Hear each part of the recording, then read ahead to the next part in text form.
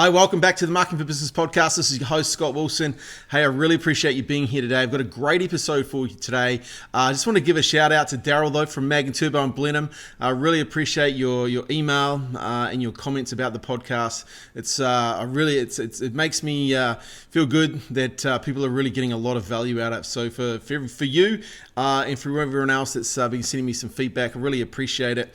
And let's get into today's episode. So today I'm going to take you through 7 things that I've learned in business over the last probably 7 years, but it's probably a wee bit longer than that. I've been doing sales and marketing for the last 24, coming on 25 years now, and I've learned a number of things over the time, but today I'm going to talk specifically about business and what I've learned since running 3 businesses.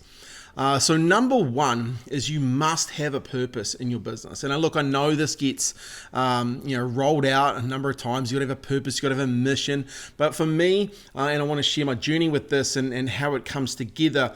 When I really understood this, when I started owning digital influence, when I first started it and really getting going, I really started to understand if you're going to bring a team members on, you really have to have a clear purpose. And it's probably only in the last maybe 3 years that I've really got clear on this purpose, and really in the last 2 I've really started to drive it home and help the team with that and help them understand it and also share it with our customers. So our purpose is to influence, to educate, and then to inspire growth together. So the big part of that is the influence side. I believe, and I'll talk about in 5, is giving value in advance, right? And the best way to do that is to share your knowledge, share your insights, share what you've learned, what is of value to other business owners or to other people, to the people that can and want to give you, buy from you. Influence them on the value of doing business with you. So, be prepared to do videos like this, right? Be prepared to educate people. Be prepared to inspire people. You'll be surprised how many people will come up to you and say, hey, I really appreciate you sharing that. I really needed to hear that at this time. So for me, I don't want to build a business just around me, right? Okay, so that'll be a really easy thing to do, but a boring thing to do, right? I want to inspire other people to educate, to influence, so our clients can grow together. So I help the team do that. You would see we have a thing called marketing minutes. You'll see my team doing videos. Look, when they first started doing them, did they really want to do them? No way they didn't want to do them. That's the last thing they wanted to do. But as part of our purpose, we want to, influence people. We want to educate them and we want to inspire them. Because then when we're going and talking to people about, hey, you need to do short form videos, my team can talk to the people about that because they felt that themselves. They have empathy for those people because they know what they're going to go through because they went through them themselves. They know the nerves that it's going to take. They know the frustration it's going to have by saying the words wrong. They know, how many times you're going to have to do this and create bloopers and all that sort of stuff. They know that you're going to tangle your words up. They know all the stuff because they've done it themselves. So having a purpose rallies people around. I also think you should have your own personal purpose. For me, mine is to give people confidence through my actions, to inspire people through my actions. That for me personally, I think confidence is the reason I'm here, to give people confidence and to inspire them to act by seeing me through my actions. So number 1 thing is having a purpose. Get really clear on it. And if you want to have a chat about your business purpose or your purpose, personal purpose, feel free to reach out to me. I love talking about that sort of stuff. Right, number 2 is core values. Kind of ties in with purpose, but really when I got clear on my core values, it allowed me to grow my business. It allowed me to hire the right people, fire the right people. And I say that in a nice way because core values allow you to align your people, your business, and your clients. So ours number 1 is being team focused. We believe and know and understand and live this every day that the group is bigger than the I. And I think I got this from the Crusaders rugby team. And I think Robbie Dean's probably said it best. A team of individuals will always get beaten by a team that play together. Even if those individuals are better, then the group together is a lot stronger. So we have a saying, be team focused. That's a really sharp and short core value. Then is results, not reasons. Look, I understand as a business owner, because I've dealt with business owners for 24 plus years. You don't care about all the other fluff. You don't care about the reasons why something didn't go good or the reasons why something did go good. You care about the results. So, I work hard with my team. Hey, results, not reasons. Let's take ownership here. And this is a big part of that. Take that ownership, own it, give them the results, not the reasons.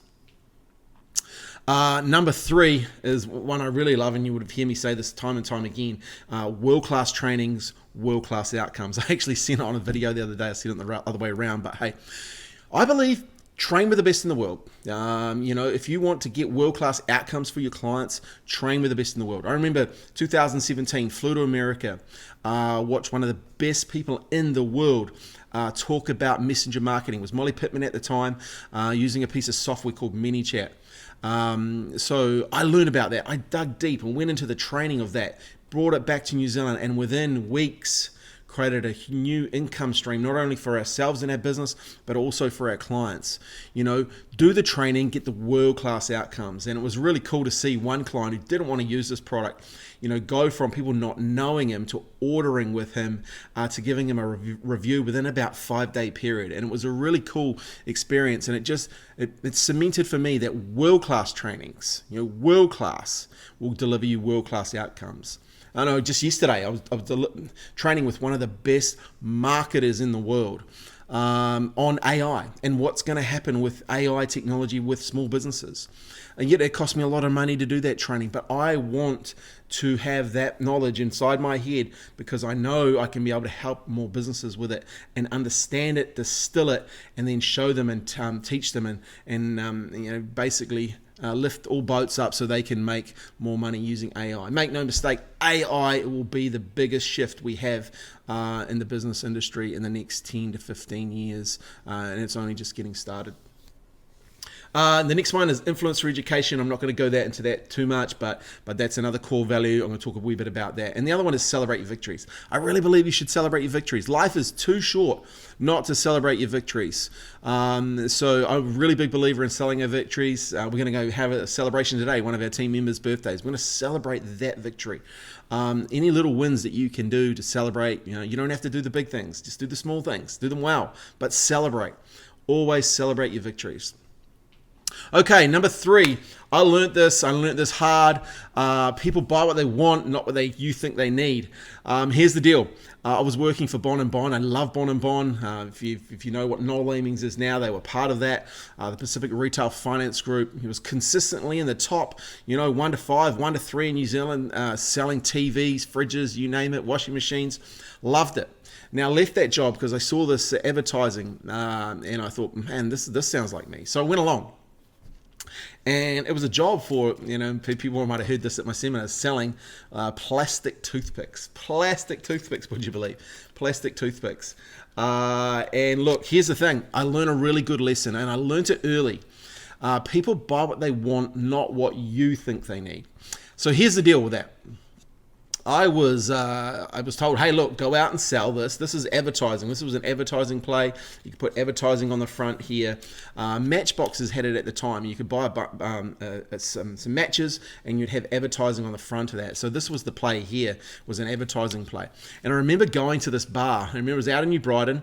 And I remember going to do a cold call there, and I physically remember being sick, driving in my car. It was a black Celica, and I remember driving around the roundabout again and again and again because I just didn't want to go in.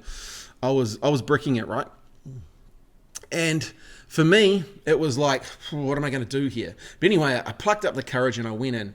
And funny enough, it was just past 11, bar was open, and the owner was there. And I said to him, hey, have you got a minute? I'd like to show you, a great new opportunity. And I flicked it across to him, and he was like looking at it, and he was like, well, what's this about? And I said, well, it's plastic toothpicks, replacing the wooden toothpick, and you can have your bars advertising on here. And that was the extent of my pitch. But here's the thing.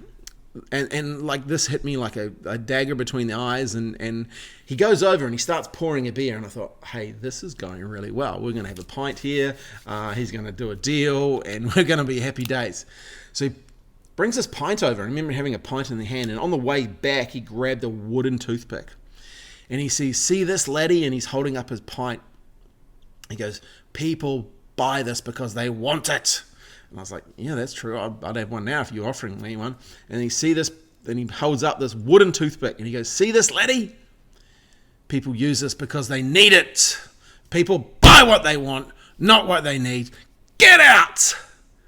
And I was like, whoa, whoa, whoa, whoa, whoa, whoa, whoa, whoa. So I'm right, better get out, right?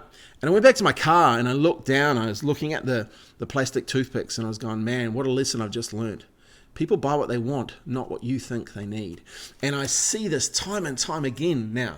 You know, I learned that early. People buy what they want, not what you think they need. I learned this early. I see so many business owners trying to sell a product that people think other people need. But the thing is, people buy what they want, not what you think they need. Be very, very clear on that. And I've helped a lot of companies now get clear on that, because it's something that you really need to get clear on if you want to make more sales, especially in a down market when people's money gets a little tighter. They'll still buy stuff that they want, but you have to be razor sharp on why they should buy from you and not your competitors. And there's a number of things you can do that I've learned now that will expedite that and exponentially grow your sales, because if you're really clear on what people want, and why they want it, and the reasons that they should do business with you, you will dominate your market in this downturn that we're going to be experiencing. Okay, so number 4 is all about money. Look, money's a great subject in business. It's why we're in business, to make some money, make some profit. But a lot of times money can be a real heartache for business owners. Look, I wish I'd learned this early on. And by the way, this is not financial advice. This is just what I did from the mistakes I made. Okay, so early on when I had my business, my first business, was on a 6-month GST. So, you know, you'd make money and then you wouldn't pay GST for 6 months. And now don't do that. We pay monthly. But here's the thing. What I learned is all the money that comes in your bank account is not yours to keep. You know, you make those mistakes when you're new to business. But here's the thing: I read a really good book. This is a book called Profit First by Michael Michalowicz. Really, really good book. Allowed me to structure my money better and allow money to flow into the business in a lot better ways. Now, look, I like to keep things really, really simple. So this is not financial advice, but this is what I did in my business. And look, I've taught this to a number of people since, and I got some really good feedback today just on it, how this has actually helped a new business owner get a lot freer in their business and control their money, so they always have money for profit and tax. So here's the thing. Here's what I do. I set aside 5% of all the money that comes in. I put it into another account called my profit account, because here's the thing: there's no point working like you are if there's no profit at the end of it. It should be focused on generating a profit. So put 5% of every dollar that comes in into a profit account. Then I put 30 to 35% into my tax account. And then here's the thing: it's in a separate account. Don't touch it. When you have your GST, you can pay it on time. When you have tax to pay, you can pay it on time. There's nothing worse than not and being behind with the tax department. So it's a real simple setup: 5%, 30 to 35%, and the rest is your operating account. You know, whether it's 60, 65%, use that to operate your business. You become a lot more resourceful, and you'll focus on things. You'll make better decisions on whether you should buy stuff just by controlling your money. So that's number 4. And yeah, read this book. Or just set up those simple accounts. Real simple.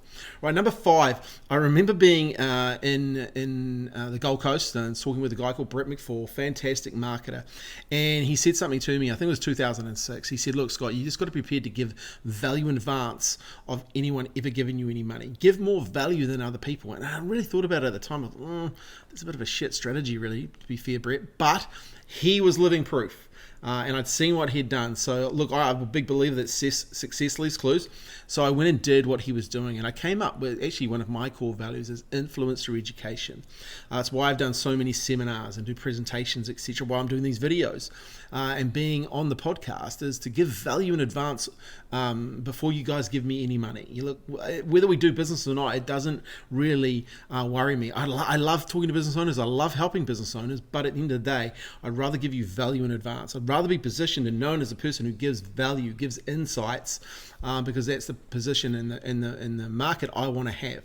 So Brett taught me, hey, just give value. You give it in value in advance of them ever giving you any money. And like guys like Gary Vaynerchuk and stuff have made that kind of famous. But I learned that in 2006, way back then, and it allowed me to live through the core value, which is now influence through education. So I'm a big believer in it. I've taught a lot of business owners it.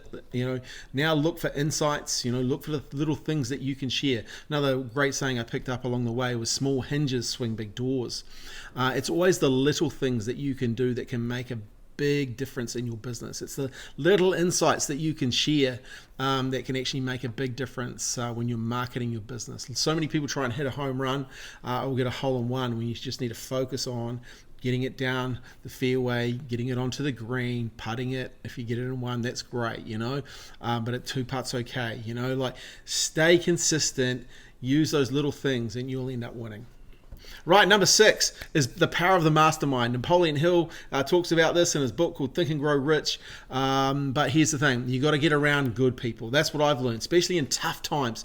You got to get around good people that are focused, that are on the same path as you. So create a mastermind group. That's what I did. I've been in a mastermind group now for probably, 15 years. We have a cup. You would have seen it in some of my videos.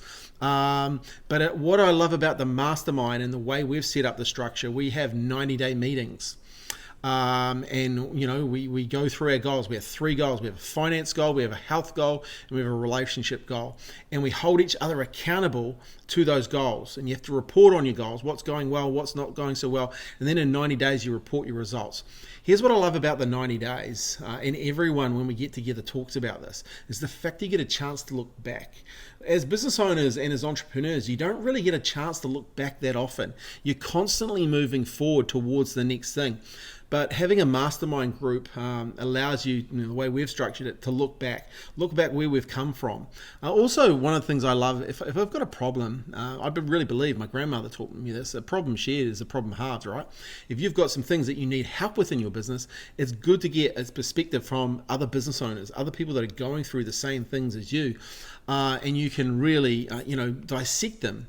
And look at things from another way, another angle. And that's really, really good as a business owner. So, that get around people, create a mastermind. If you haven't got one, that's what I did. We created one. It's been going now for 15 odd years. Very, very cool thing to do. And number 7 is mindset matters. Look, nothing else more matters in your business than mindset. Jim Rohn said it best. When I heard this, work harder on yourself than you do in your job.